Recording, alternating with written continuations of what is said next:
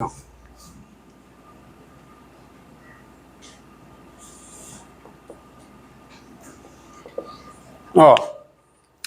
sejam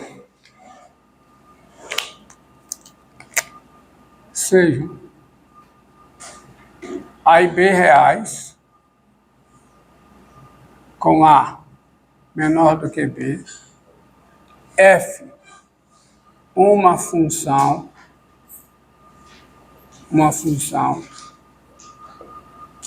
definida no intervalo fechado AB, ou seja, o intervalo fechado AB está contido no domínio dessa função.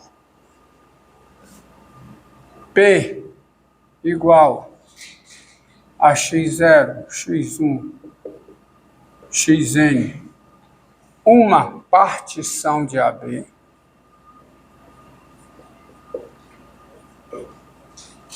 de AB, do intervalo fechado AB, e N números reais C1, Cn, coeficientes de P. Tá? Todo mundo já sabe do que é que eu estou falando. Por isso que existem as definições.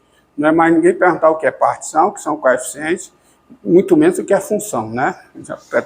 Tudo já foi definido. Tá? A soma.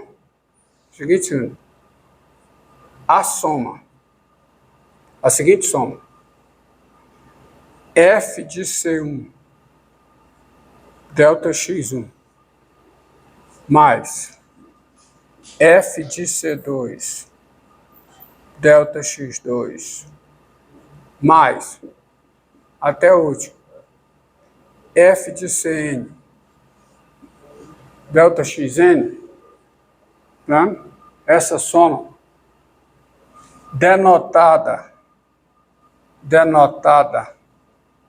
simplesmente por somatória sobre P de F de Ci delta xi, tá certo? Vai ser denotada simplesmente dessa forma. Ela é denominada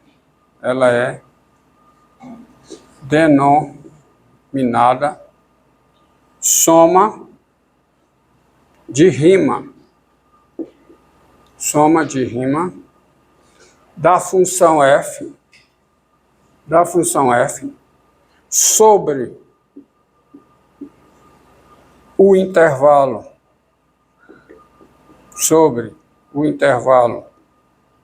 AB, soma de rima de f sobre o intervalo AB, relativa à partição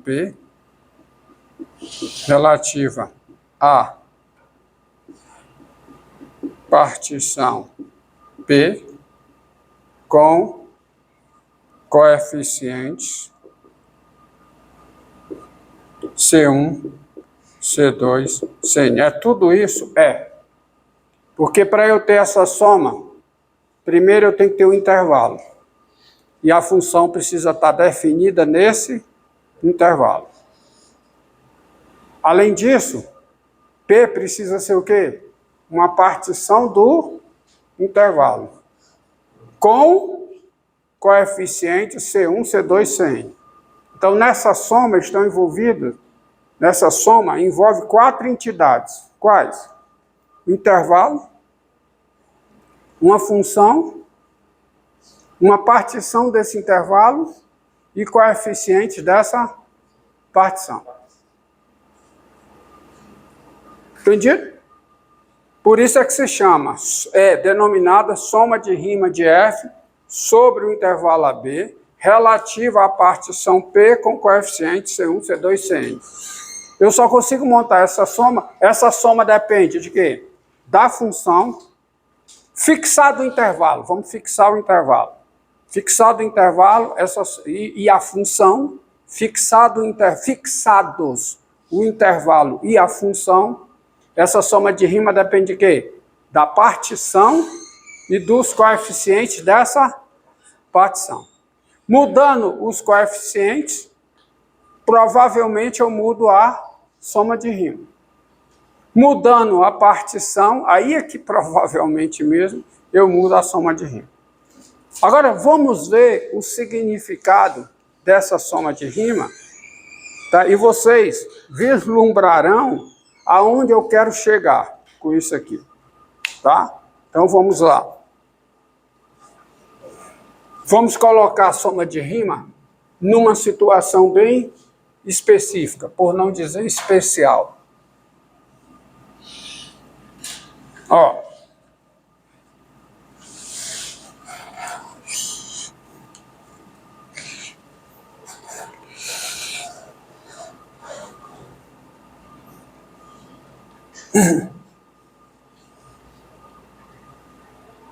Observe aqui, ó.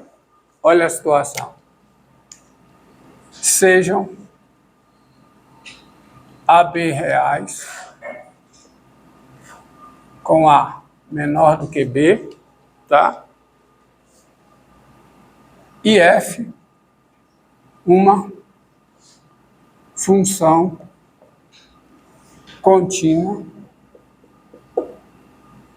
E F, uma função contínua em AB, uma função contínua nesse intervalo.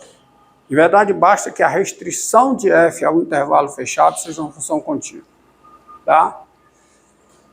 E F é uma função contínua nesse intervalo fechado AB.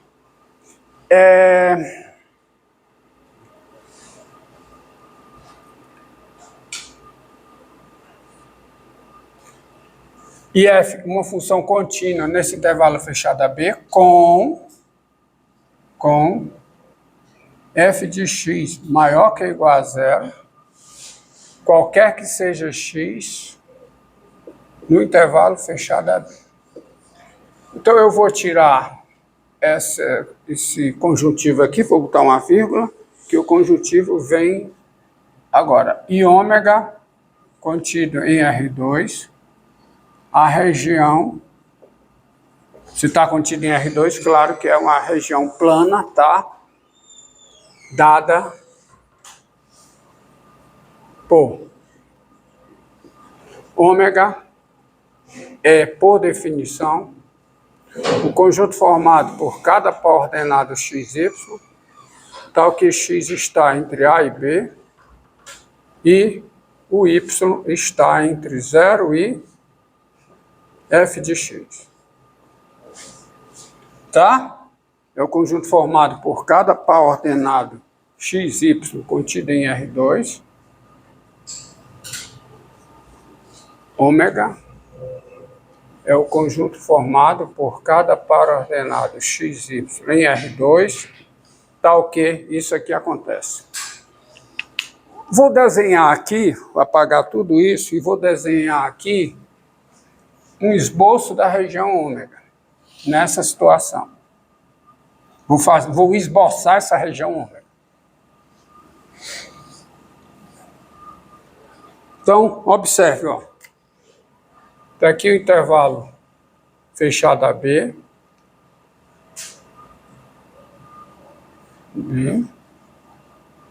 E a minha função, ao longo do intervalo fechado AB, ela é não negativa. F de x é maior que ou igual a zero. E é uma função contínua. Quer dizer, o gráfico é um inteiriço. Tá? Tá aqui. A função f, ao longo do intervalo fechado AB, ela é contínua. Então, você tem aqui o f de A e você tem aqui o f de B. Ok?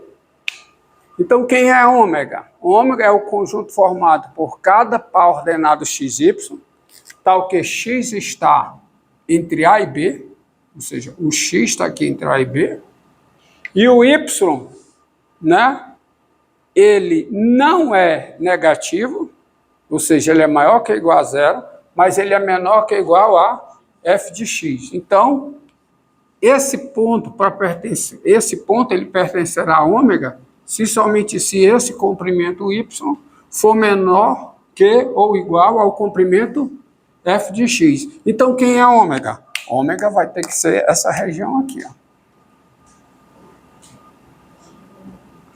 Você concorda comigo? É a região limitada pelo eixo das abscissas e pelo gráfico da função ao longo do intervalo fechado AB.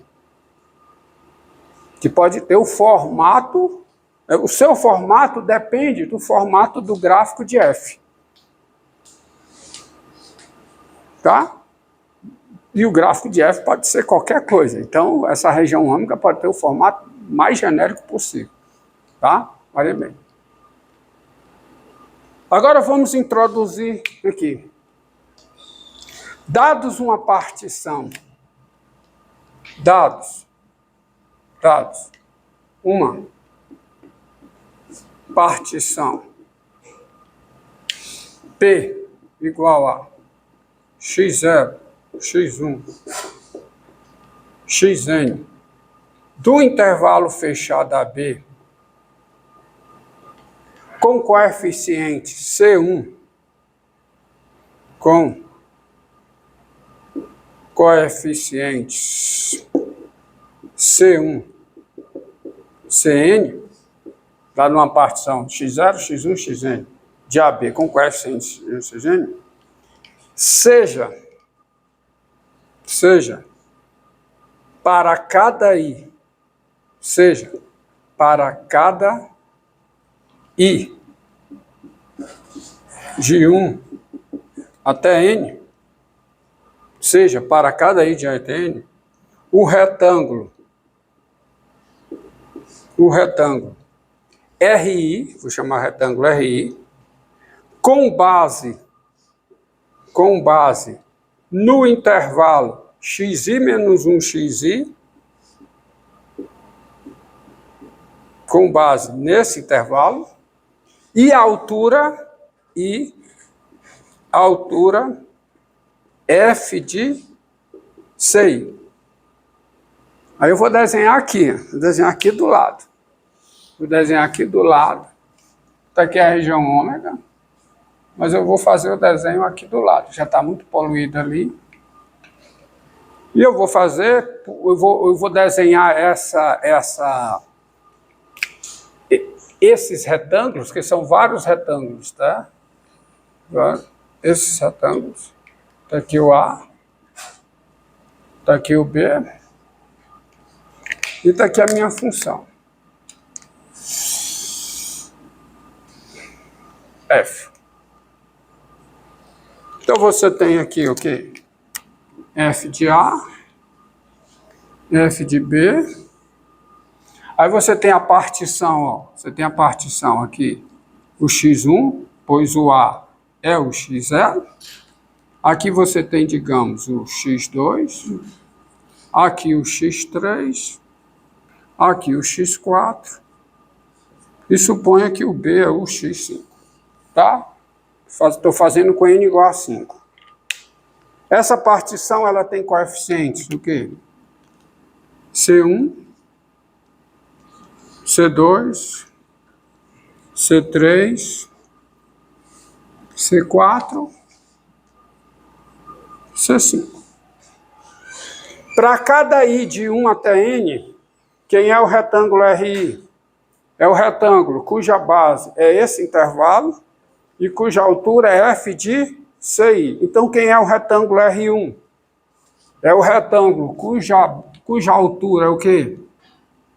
F de C1 e cuja base está onde? Está aqui nesse retângulo, nesse intervalo. Então, é esse retângulo aqui, ó.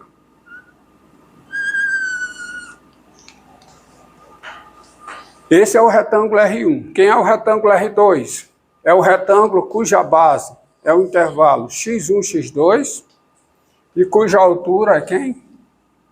F de C2. Então, é esse retângulo aqui.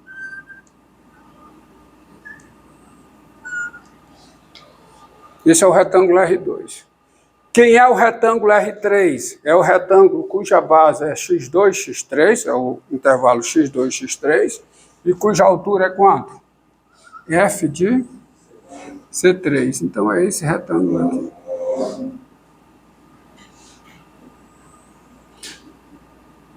Concorda comigo? Quem é o retângulo R4? É o retângulo cuja base é x3, x4 e cuja altura é o quê? F de C4. Então, esse retângulo bem aqui.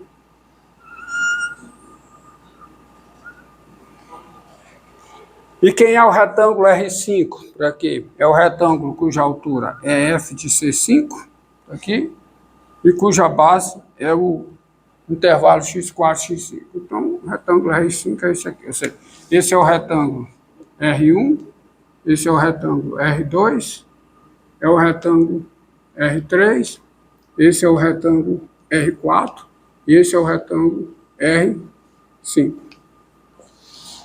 Isso está pensando num caso bem especial, tá bom? Então, voltando ao seguinte, ó. Dados uma partição P igual a XL de AB com coeficiente C1, seja, para cada I de um ETN, o retângulo RI com base. Agora, seja ômega P, eu vou destacar de preto aqui, para você entender. Seja, então, feito isso, então,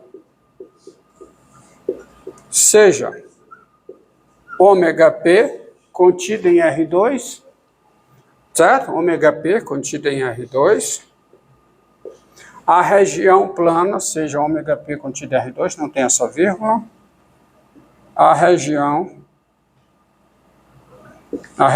plana dada por quem é ômega P? Vai ser o R1, união R2, união o Rn. Ou seja, a união desses retângulos. Tem-se. Quem é a área? Tem-se o seguinte. Quem é a área da região ômega P? Que eu vou denotar assim. Tamanho de ômega P. Por isso o módulo é muito bom. O módulo é tamanho. Área é tamanho, tá? A área é o tamanho de uma região. Então, quem é a área dessa figura aqui, ômega P? É exatamente essa soma de rima. Por quê? Quem é a área é a soma das áreas dos retângulos. Isso é a área de R1, mais o quê? A área de R2, repare o módulo para representar a área, tá? Mais o quê? A área de Rn, que é nada mais, nada menos do que... Quem é a área do R1? Quem é? Base, quanto é a base? Delta x1, que é o x1 menos x0. A altura, F de C1. Então, representação. F de C1, que é a altura, F de C1, vezes a medida da base, que é o delta x1. Quem é a área do segundo retângulo? F de C2, vezes o quê? Delta x2. Mais a área do último. F de Cn, vezes delta xn. Ou seja, nessa situação bem particular aqui, bem especial, quem é a soma de rima? É a área de uma região plana. Que região plana? Essa região que eu denotei por ômega índice P. A pergunta que não quer calar.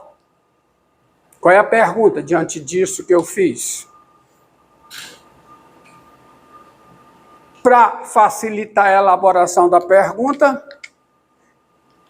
tá? Eu vou fazer uma pergunta para vocês. Tá? O que você espera intuitivamente que aconteça quando você tem essa região ômega P, de modo que a norma da partição é um número próximo de zero em relação ao comprimento do intervalo?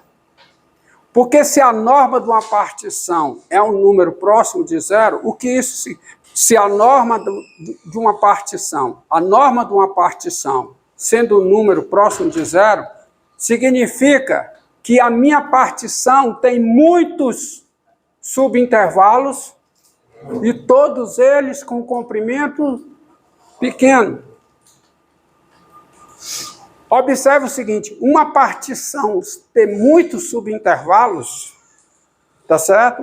Uma partição ter muitos subintervalos não significa necessariamente que todos os subintervalos são pequenos. Porque eu posso pegar assim, ó. Vou fazer um desenho aqui e vou apagar. Está aqui o intervalo fechado AB. E eu vou pegar essa partição aqui, ó.